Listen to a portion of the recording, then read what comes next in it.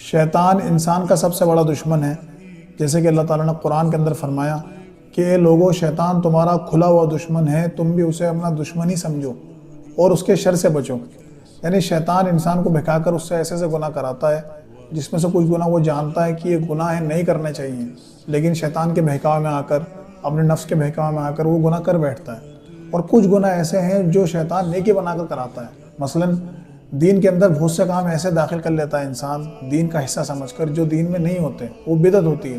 اس کے بارے میں اللہ کے رسول نے فرمایا صلی اللہ علیہ وسلم کہ جس نے ہمارے دین کے اندر کوئی ایسا کام داخل کیا جو ہم نے تعلیم نہیں فرمایا تو اس کا عمل رد کر دیا جائے گا، ٹھیک ہے۔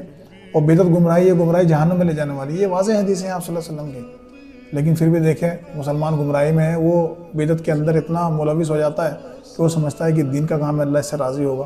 اس کی ایک مثال آپ دیکھ لیں، شب برات لوگ منائیں گے، حالانکہ کسی حدیث میں شب برات کا ذکر نہیں ہے کہ آپ صلی اللہ علیہ وسلم نے اس رات نفلیں پڑھنے کا حکم دیا ہو یا اس کے اگلے دن روزہ رکھنے کا حکم دیا ہو۔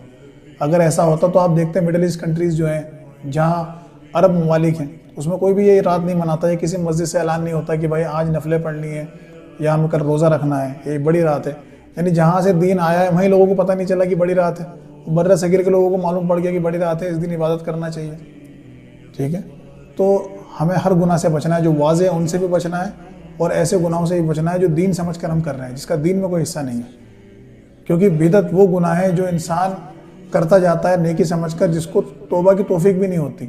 یعنی ایک انسان شراب پی رہا ہے، جوا کھیل رہا ہے، نماز چھوڑ رہا ہے، اسے پتہ میں گناہ کر رہا ہوں، وہ کل توبہ کر لے گا۔